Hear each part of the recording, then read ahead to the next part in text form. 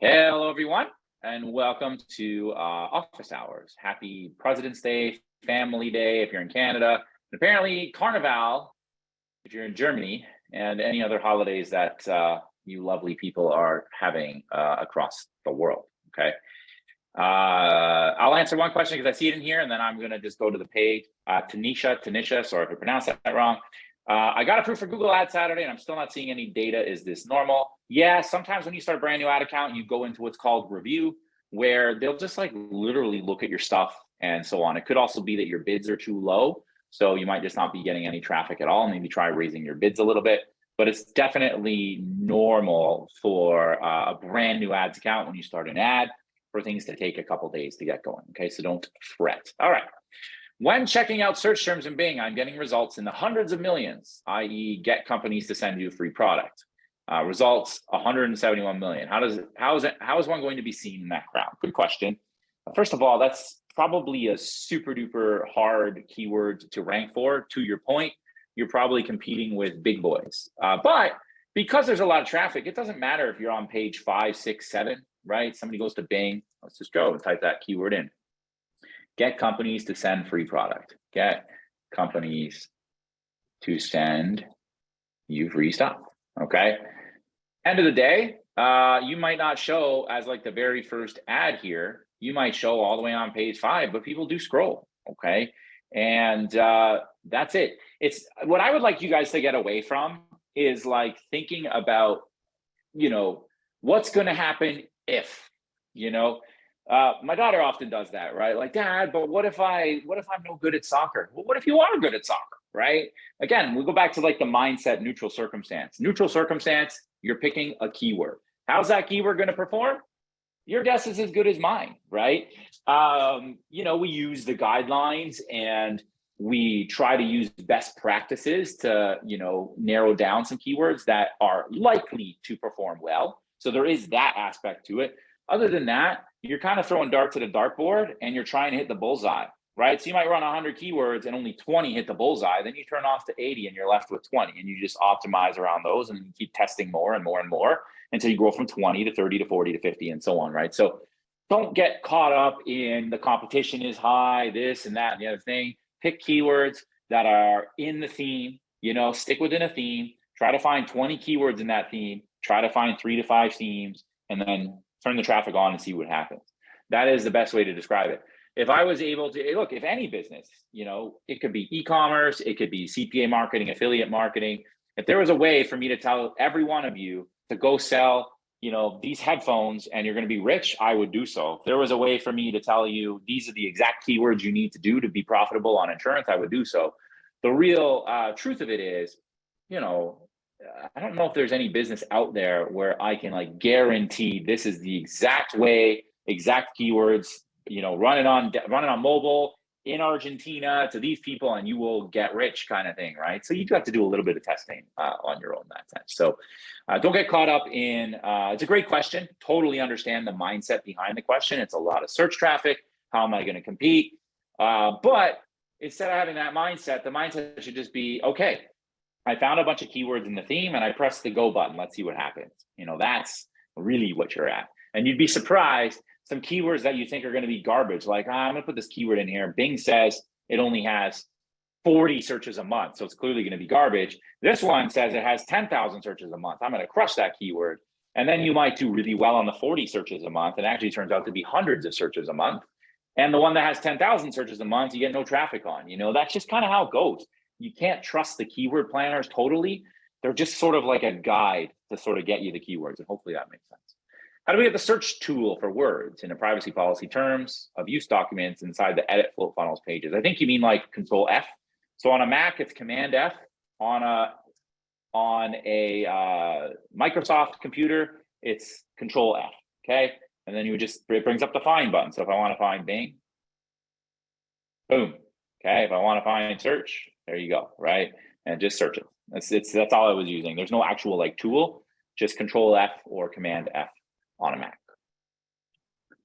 Or some function plus F if your keyboard is designed in a different way. I don't know, right? When an offer has a limited number of actions per day, how do you account for this in your traffic source? For example, if an offer allows 100 actions per day, how do you limit the number of clicks to your Microsoft ad? Remember, it's not about clicks. The action is about conversions on Max Bounty. So let's say Max Bounty said you get 100 actions a day on an offer, right? Well, let's say 40% of people converted. That means, or let's say 50%, simple math. That means you would need 200 leads. And let's say your opt-in rate was 33%. That means you need 600 Microsoft clicks. So that's how you kind of reverse engineer it. And you know, okay, after 600 Microsoft clicks, I'm probably going to hit the cap of 100 actions a day. Let's say those clicks cost you 50 cents a click. That means $300. Just set your budget to $300 and you should stay within those actions. That's how I would do that math. The other opportunity you have when we do get to the tracking portion of this program, which is coming in a couple of weeks, is in the software we use Funnel Flux. Don't go out there and get Funnel Flux. You're going to get lost. There's some training I got to give you. But if you have it or you've used tracking software in the past, you can actually set a rotator in the tracking software to say after 100 conversions, switch to the next offer. So let's say you're in the survey space. Maybe you had 4 different offers you could run and they all had 100 actions. You could have a Funnel Flux set it so once offer 1 hits 100, it now goes to offer 2 and so on. Okay. How can we see the winning headlines and descriptions that result in leads in my Microsoft Ads dashboard? That's a good question. So if, let's actually go here and get out of this campaign, all campaigns, and let's go into the campaign we created as an example here before. The rent to own funnel, I believe, if I'm not mistaken, was the one it was called. Yeah. If we go into the ads, I haven't done this in a while. I know how to do it on Google. There should be extensions, automated extensions. No, that's just going to show me the extensions. Hold on a second. I'm going to stop my share for a sec because I want to share you my, I don't want to share my proprietary Google account that's running. Let me just go see how it looks in Google and see if it's the same spot. It's a weird spot. So that's why it's a very good question. Thank you very much. Go to ads in Google. There is view asset details right underneath the ad. And oh, there, idiot. There we go. It's the same thing in Microsoft. See, that's why I looked in Google. Oftentimes Microsoft just copies everything Google does. So let me just go and share my screen again. Okay, so see here, right here, view asset details. If I click on it, obviously I didn't really run ads. It's going to show you which ones are getting the most impressions and stuff. Okay, so you'll be able to see which headlines and descriptions are being used. Visit the asset pages right here, the assets page, and it doesn't have any records, it doesn't actually run traffic, but you'll see it right here. And you'll see which headlines and combinations are doing well. Now, one thing you could do with that is out of the, let's say the 15 headlines, like 3 of them are crushing it. You could then go back and edit the ad and make more variations off the 3 that are crushing it, right? Make similar variations. So now you're just having 15 variations off the winners and feed that data into Microsoft so you get better and better and better. Okay, this is what marketing is all about. It's about taking data and, you know, optimizing up. And same thing for Google. It's the exact same thing. You would go under the ad, you'd see view asset details. Okay, it's a weird spot. It's weird because when we used to do expanded text ads, you would just pick headline and description, and then you'd run another ad with a different headline description. You see all your ads, right? And you see how each ad is performing. Now that you're doing responsive search, you have to you'd think they give you an easier way to see how it's working, but they kind of hide it for some weird, odd reason. I have a following question about the ad optimization videos. In the videos, the target CPA is set at $250. Some keywords, locations, devices are getting a higher price and some are getting a lower price. According to the numbers, the TCPA bid is adjusted by around 20% or paused at all. I'm not sure what that last sentence means there. I think what you mean is I'm bidding $250 and some of them I'm paying more for just because of the way it is. And some of them I'm paying less for. Okay, so we'll cover that in a second. My question is, if there are keywords getting leads at less than $2 per day, why not just go with these keywords and pause anything above $2?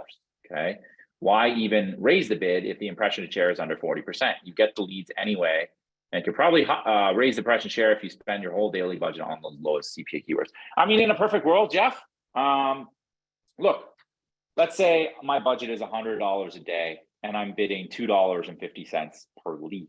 Then it stands to reason, right, that I would get 25 leads a day if everything worked perfectly, right? 100 divided by 2.50, sorry, 40 leads a day. This is why I brought up a calculator, okay? In a perfect world. However, Microsoft, just because you tell it to go get 250, doesn't always get 250 on each keyword. It's based on their algorithms. They might think, okay, Sean's getting a 30% opt-in rate on average, so I assume that all his keywords are going to perform the same. And some keywords might get me a 20% opt-in rate, and some might get me a 40% opt-in rate. Obviously, the higher the opt-in rate, the lower the lead cost. The lower the opt-in rate, the higher the lead cost.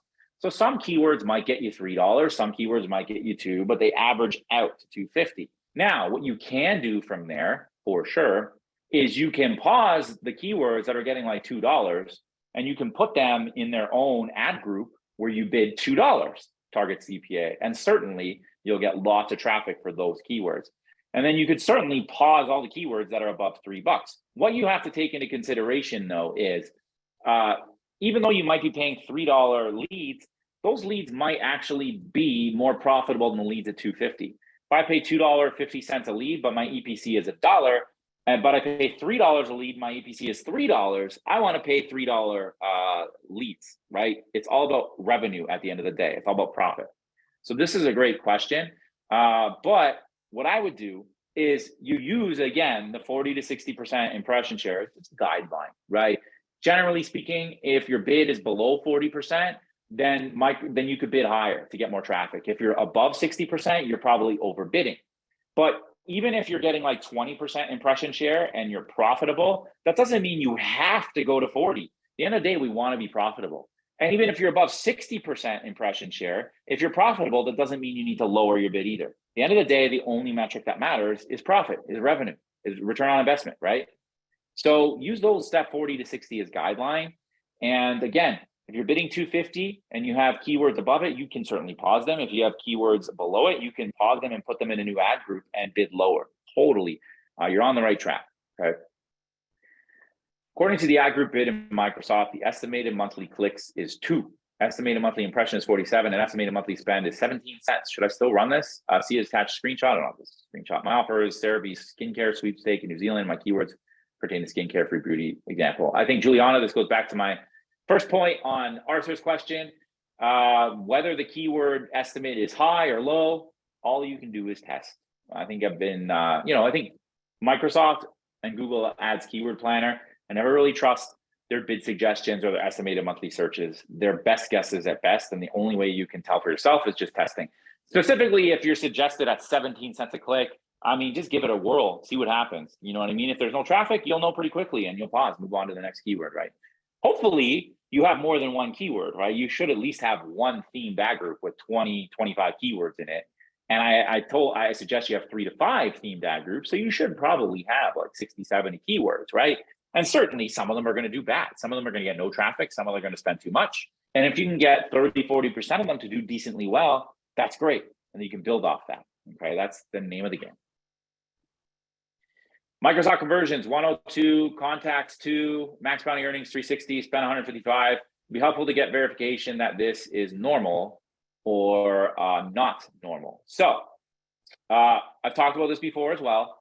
You should know within your first 30 or 40 conversions whether you need to pause or not. If you're 2 for 102, so it means you're probably 0 for 30, 1 for 30, should have pressed the timeout button. And clearly something's wrong. Either your keywords aren't relevant to your offer or you need to work on your landing page so your opt-in rate goes up. Don't let yourself go to 100 plus clicks when you don't have that many conversion rates. You want to at least have 20% conversion rate in the beginning. You're trying to get close to 30, right? If you can get 40 or 50, that's epic. But here you probably would have known within the first 30 or 40 clicks that, it's not sufficient, okay? Again, just a word of advice. I say this every office hours, not trying to pick on anyone, but if we can keep our questions, short and sweet, it just takes away from a lot of the time to answer everybody's questions if we have them this long, okay? My question has to do with capturing name and email for a lead to add to my email list before passing them on to the max bounty offer. Specifically, most of the offers I've looked at simply ask for the visitor's name and email right off their main page, which is what I would be asking off my landing page. If I clicked on an ad and that took me to a page where I put that information in, which sent me to a page where I put the exact same thing again, I'd be annoyed. Okay, this goes back to the point. Again, let's not think about what would affect you, right? This isn't an emotional game. This is a data game. It's a numbers game. Don't worry about it. Trust the process, build your pages, right? Send them to the 3-step funnel, take name and email, send them to the offer. It works. It's tried, tested, and true. We have screenshots from directly from my account where I've done millions of dollars. This is exactly the funnel I use. I can promise you. May lightning strike my children dead right now. It's the exact model I used. You're overthinking it. If you're getting to the point where you're spending time asking the question of whether that would annoy you versus actually putting that time into the business of like getting keywords, creating the page, and just letting it go. Okay. So get out of that mindset of like, what's going to happen if I don't like it, if I was to do that. Don't worry about that stuff. Okay. Build the page as exactly as it is. 3-step funnel, follow the training to pick your themed ad groups, and press the play button, man. Trust me, it's going to work. Appreciate the thought process. When I first started my e-com career, I was like, why would anybody buy this? Aren't they going to get annoyed if it comes from an Amazon box when they bought an eBay order? Why don't they just go to Amazon? Are people dumb? I totally thought that too, but the model worked and it made me millions of dollars. So, once you can get past the process of, oh, this is the model, and following the model to the T, and away from the process of like talking yourself out of the business model, which, again, not at all trying to be negative here, but that's the mindset that this is. It's kind of like a scarcity, this model makes me nervous kind of mindset. If you trust the model and just follow the process, trust me on it. It's going to be more valuable for you in the long run. Okay. I promise you on that. I promise. Trust me on it. When starting ads on a new campaign, is a good practice to shoot a quick email to our affiliate manager, providing them with links and asking for their no. Affiliate managers have no idea how to run ads. If they did, they'd be running it themselves. It's a good idea to build a relationship and say, here's my page, what's working, asking them questions, having them in your corner, but never ask them ad questions. Same thing with Microsoft and Google ad reps. They usually don't have your best interest in mind. They're going to tell you how to spend more money, but they're not going to tell you how to optimize so you're making more money. Okay, that's really the end of the game, end of the day, what matters. You briefly mentioned sweepstakes offers in passing comments. Can you please comment more on the pros and cons of this niche? I don't really run sweepstakes. I haven't read Microsoft and Google terms and conditions inside and out. I don't know every last nook and cranny of whether or not that particular niche is allowed or not. I've seen people run sweepstakes on Bing. It's probably fine. All I can sit there and say is, take the 10, 15 minutes to, read the policies, see if it is valid. If it is a niche that's approved on Microsoft and Google, then give it a whirl, man. All you can do is spend 30, 40, 50 bucks on Bing and see if it works.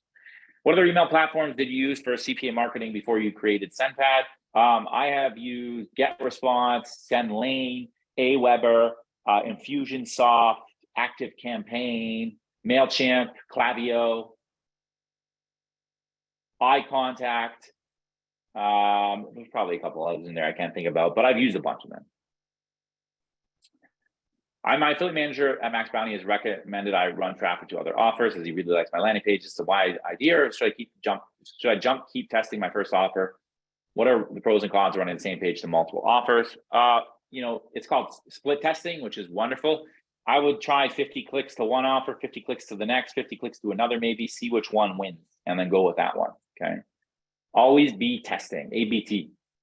I've been setting up funnels for different niches, but I haven't been having much success. So I'd like to start testing out other offers in other countries. Should my funnels pages, automatic email and subscription confirmation pages be in the native language? Yeah, definitely. If you're going to run offers to Spain or something, you should probably get it translated into Spanish. That's what I would do, just as an example. Otherwise, keep it English. I've been using Google Ads for a while, even before the program. They like us to have site links in our ads. Wasn't in the video on ads and how to use them. The office hours monitor, we need to worry about it. Yeah, again, Google likes site links and what's the one? There's another one, snippets, right? Structured snippets and things like that. I've tested it. I've tested with and without. I don't see a difference in results. And so I personally, in my business, don't bother running them, okay?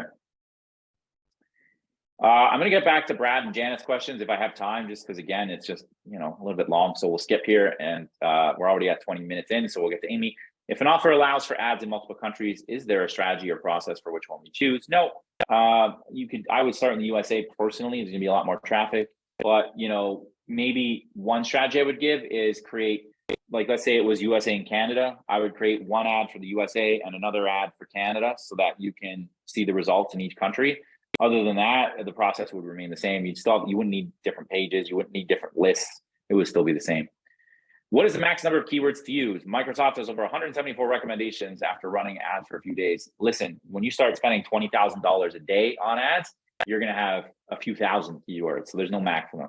I think actually per ad group, there's a maximum of I think it's 9999 keywords. Okay. But really, you shouldn't have 10,000 keywords in one single ad group. That would be crazy. Should I delete the headlines that yield low impression numbers compared to others? No need. Actually, are you talking about the ads? If you're talking about the ads, no need, because Microsoft and Google's algorithm will filter those out and just only show it to the best ones. Should I delete keywords that are showing below the first page? No, it doesn't matter whether you're first page or not. It only matters whether you're profitable. My Microsoft optimization score is 38%. Don't worry about the optimization score. I don't even need to read the rest of that question. Optimization score is not something you need to focus on.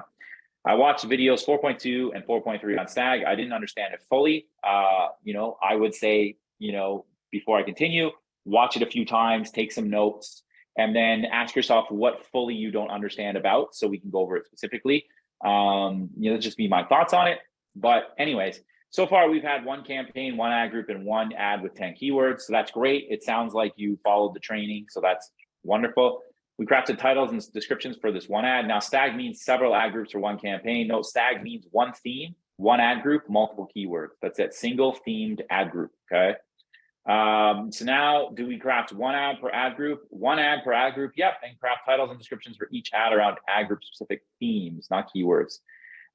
So the theme is, let's say we're doing rental and homes and my theme is apartments. I would find a bunch of keywords around apartments, stick them in the ad group. My ad would be designed around that theme, specifically taking into account some of the keywords, adding some call to actions like click here now, get started now, and so on and so forth. Okay. Guys, it never hurts. I love this question. It's a great question. Ask away. Never hurts to, watch the video a few times, take some notes if needed. If you're not understanding a concept, go over and over. I think that's some advice I would give you. When we access the GDPR for UK ads, it's almost done. It actually did come out on the 14th. They needed to make some changes because it was showing up on every single page. Let's say I accepted it on page 1 and then I went to page 2, it would show up again. So I'm going to follow up with those guys on that. I would like to add a few internal links in the content below the fold on my pages would make it look like more website. Is it recommended? It can be done easily. No, it's not recommended because nobody reads below the fold and it's kind of a waste of time. I would say, no, don't do that. Please don't do that. You're not going to make any money off of it, and it's just going to take you extra time, and it's unnecessary. So if you'd like to do it in the page builder, there's a way to hyperlink. You can literally highlight your keyword, right? And then there'll be like a little link icon. Just click on it and link it, but it's really unnecessary. Can you briefly assess the results of my Microsoft ads campaign? It's going to be hard to do it without seeing like so many variables. But let's look at it. 230 clicks, CTR 2.74%. CTR is a bit low. We could definitely raise that by having more relevant keywords and having more relevant ads. Okay, your average CPC is 34 cents. It's great. 18 conversions on 230 clicks. Okay, again, that's 8%. I would have stopped a lot earlier and I would have recognized that something needs to change, either my keywords or my landing page. Again, we talked about this before. Right after like 30, 40, 50 clicks max, you should know right away. If your opt-in rate is below 20%, something's got to give there. It's either your keywords or your landing page, likely. Okay, we're going to cover this when we do some hot seats on the webinar on Wednesday, where I can really dive into people's pages, their keywords, and things like that. I think it's going to help. I've been reading through the Microsoft policies and they have very strict guidelines. For example, URL domain must match landing page URL and cannot have users submit email in order to get to a landing page. How are we able to run our pages and still be in compliance with Microsoft? So it's totally fine. First of all, your ad URL is sending them to your landing page. So your URL does match your landing page URL, for example, right? If I'm surveylocatorusa.com, when they click on it, they go to surveylocatorusa.com. So that's great. Second of all, it's not a bridge page because we have a ton of content and we built out different pages throughout the website. We have legal pages, we have all that stuff. It's totally kosher. We are totally allowed to send somebody then after they opt into a third-party page. That's totally fine. I understand nerves around it, but I've been doing this for 9 years now. And if I have ad reps at both Microsoft and Google, you can't ask me to talk to my ad rep. They literally have no access to anybody's account but mine. I already know, I'm already trying to get ahead of myself, or people are like, hey, can you ask Sean to ask my ad rep that? I just can't. But yeah, there's nothing wrong with the method we're doing. Trust me, we wouldn't put a program together if we know that it's not like it's against policies, right? For a variety of reasons, that would be really bad of us to do and dishonest, right? So trust the process. Again, a mindset of like, just trust it, it works. Spend less time on questioning the model and more time on implementing the model. Please trust me on that. It's going to be more beneficial for you. Get past the fear and into the positivity. Not saying you're negative. I know. You guys know what I mean, right? Okay, last question from Brad here. I have an offer I was going to run on Max Bounty. The offer was foreclosed home listing. So before I was going to ask for approval, I went to the offer page at Max Bounty where I entered my info, taking me to the next page that asked about my credit card. I clicked on one of them and it took me to another page. This one asking about my interest in a rent-to-own situation. I didn't know. I was then taken to a completely different page. Nothing at all about foreclosed home listings. All right. While I was still on this new website, I received a call from them asking if there's anything they could do to help me regards to rental home property. I started, well, you know that foreclosed homes, rent-to-owns, it's all the same niche. It's people looking for homes. So that's number one. I stated I was looking for a foreclosed home for sales, not a rent-to-own situation. So then after I changed my mind, I should call them back for assistance. My question is this normal? Set off alarm bells, bait switch scenario. Again, guys, you got to get out of that mindset. You're like, why are we trying to find ways to make this program not work? Stop trying to find ways to make it not work and find ways to make it. Again, everything's a neutral circumstance, right? Rent to own offer. We can believe it's going to work or we can believe it's going to fail. And if we think it's going to fail, then it's probably likely going to fail, right? It's just like the law of attraction. If you think you're going to fail, you're likely going to fail. If you think you're going to succeed, you're going to have a better opportunity, right? I guess it's like in sports, when you're playing the Super Bowl, for example, I don't think that Jalen Hurts in his first time in the Super Bowl, never ever playing, walked into that game thinking, man, what if I suck? What if I throw an interception? What if I lose? What's going to happen to me? I guarantee you that man walked in there saying, you know what? I'm going to go out there. I'm going to do my thing. I'm going to run for 100 yards. I'm going to throw for 300, and we're going to see what happens. And the refs aren't going to call a BS holding call that impacts the game at the end, that robs me of my chance to make a comeback to win the Super Bowl. I was on the Chiefs anyways, but that was still a rough holding call. Goes in with the mindset of like, I'm going to crush, right? So I do appreciate picking apart the back end. But what you should be doing on picking apart the back end is figuring out what they're doing and how you can implement that in your front end. When I say back end, guys, too, that's everything after the opt-in page on your form is the back end of things, right? So a rent-to-own home is like a foreclosed listing, So, oftentimes this foreclosed listing offer, too, you got to think about this. They're the advertiser. They take information. That information probably goes to a call center, which is labeled in their TCPA. Probably it's right underneath their name, email, phone number. Probably says, hey, by entering your info, you agree to be contacted by so-and-so, totally legal. And then they get called by a call center, related information, rent, own, home listings. You're like, hey, I'm looking for foreclosure homes. I guarantee you the foreclosure homes listing probably is selling your data off to somebody else that does do foreclosed homes. They're going to contact you. You're probably going to get more phone calls. And you'll get emails and things like that. And somewhere along those lines will exist a foreclosed home. All right. So it's not a bait and switch scenario. It's legal.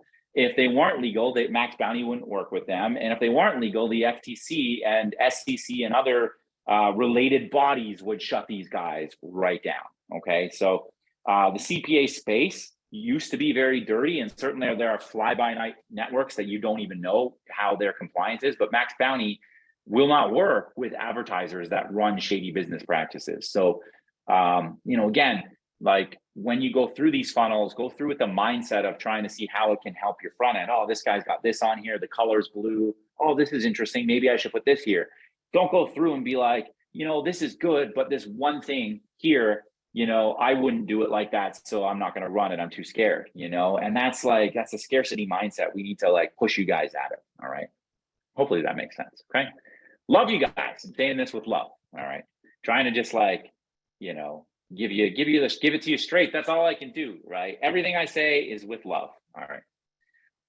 I've tried a lot of changes, but I can't get my CTR above 10%. What would you look to change this? Look, anything above 5% on your ads is totally fine. When you're around like 3%, like that individual, it's also not bad, but there's room for improvement. I'd say 3% is average, 5 is good, 10 is where you're aiming to be, which is exceptional. Stands to reason. You guys watched my video on what drives prices down. The higher the CTR, the less you're likely to pay in the auction. Okay.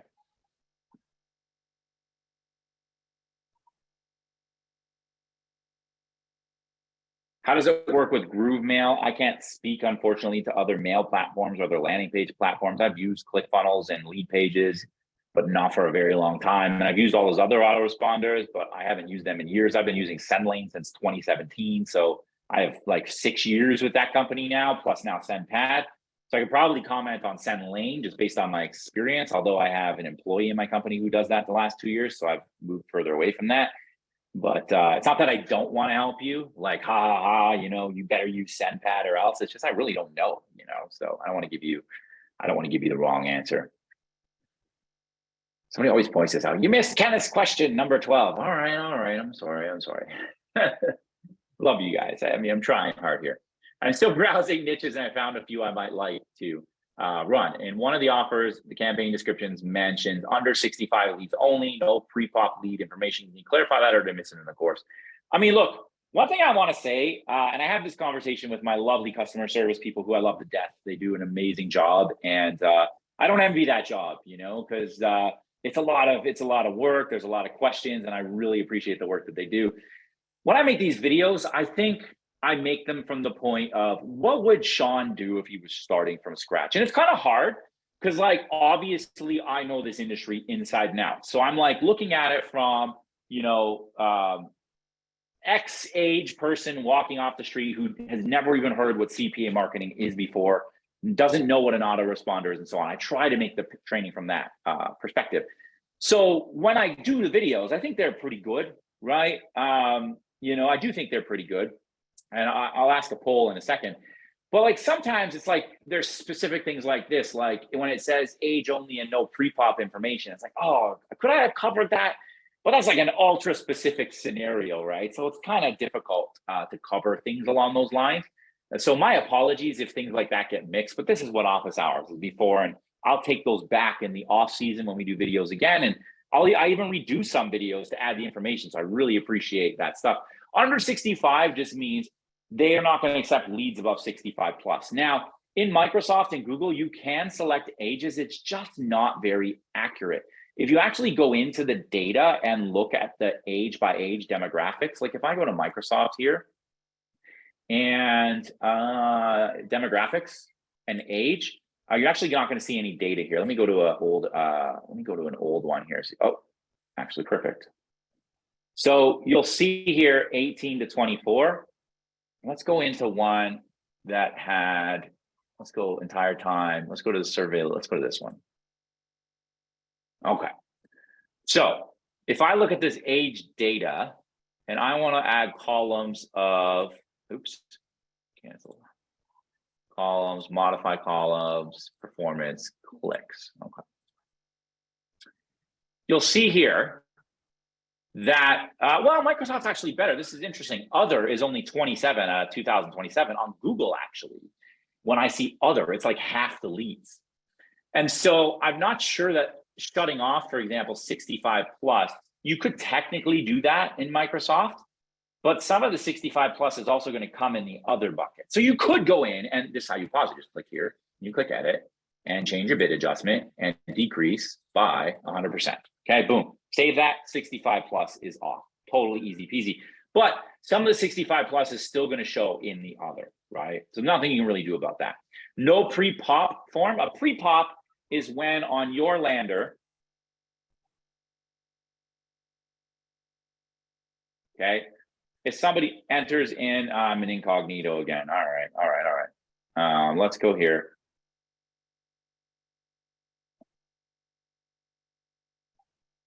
and somebody goes here and they enter in Sean and SeanCagnew@gmail.com. When I press the View Homes Now button, this information will auto-populate on the offer afterwards, okay? So when they say no pre-pop, they mean you're not allowed to do that. I would sit there and say anyways, it's a difficult thing to do to add pre-pop to your form. It requires some coding ability. So anytime you see pre-pop, just pretend it doesn't exist. We're not doing it by default, and it's difficult to add without a developer. And it doesn't actually move the needle much, okay? So that's what pre-pop means. And I know somebody, rent to own is not the same as foreclosure. I am well aware, but that's like saying a car is not a truck. Also aware, but they're very similar, aren't they? They're vehicles on the road. Rent to own home people are looking for homes that they can get at the lowest price possible because they can't afford home ownership, right? That would be similar, not the same. I recognize that, but very similar, right? To foreclosure homes. So don't get caught up in that stuff. It's not a bait and switch. Somebody might be using foreclosure homes. They're definitely going to have a foreclosure home program in the background. Maybe not right away. Maybe not on that first phone call, but it exists in there. If it didn't exist in there at all, Max Bounty wouldn't work with them and they would be shut down eventually by like the FTC or one of those bodies. Okay. So trust me on that. There is some foreclosure homes in there somewhere. Also in their privacy policy, their terms, their disclaimers, I can guarantee you they have a legal team. I have a legal team that views my stuff because I sell my data in my niche to call centers that call not necessarily on my niche, but on a related niche. It's totally legal, totally fine. We follow CAN-SPAM laws. We follow TCPA laws. We have lawyers on this stuff. Got to trust it. These are big boys. These are big boys spending a lot of money, millions of dollars a month. They're not going to do stuff that is illegal to get them shut down. Not in this space. Max Bounty wouldn't work with them. It just doesn't exist. Okay. And maybe it does exist. I can't say it doesn't, but 99% chance it's not going to be. Not going to be that. Not going to happen like that. Pros and cons, LLC or corporation for Canadian registration. I hate to give the answer. I'll give you my opinion as long as you don't hold me to it. Always seek tax advice. This is not tax advice. For me, I'm a Canadian. There's no such thing as an LLC in Canada, so the only thing you can do is incorporate. And if you're Canadian wanting to get something in America, LLCs are not recognized in Canada, so you can get double taxed as a whole disaster. And like really your only option is setting up a corp in either like Delaware or Wyoming or Nevada. That's what I did, but go get your own advice. Don't say Sean told me, okay? Somebody says I skipped question 14. If I'm running offers in 4 to 5 niches with different URLs, it's recommending that I set up a professional looking email for each individual niche and monitor. Right away, not necessary, but if you have the domain, you can likely get a free email on that domain anyways, or really cheap. But no, because in your email, it's going to say like Sean Agnew, and then somebody would really have to dive deep into the email to find the actual email it came from. So no, just one email address should be fine, and you're good to go, okay? If someone responds to my SendPad autoresponder email, where does it go? It will go to your email inbox you set up with SendPad. So if you set up, surveylocator.usa@gmail.com as your sending domain in SendPad, it'll get sent to sending surveylocator.usa@gmail.com. Okay, perfect. Just a little poll for my own self here. Type a 1 in the chat if you guys think the training is generally straightforward, or type a 2 in the chat if you think, man, this guy is all over the map and it needs drastic improvement. And don't cater to my feelings here. I'm totally open to hearing it. Just like trying to sit there and see like if there's room for improvement. All right. Got a 1.5. I can take criticism too. Criticize the heck out of me if you need to. I want to get better. Okay, I got 1, 2. All right, good. You know what? Okay, good. So I don't expect to have 100% ones in there, obviously.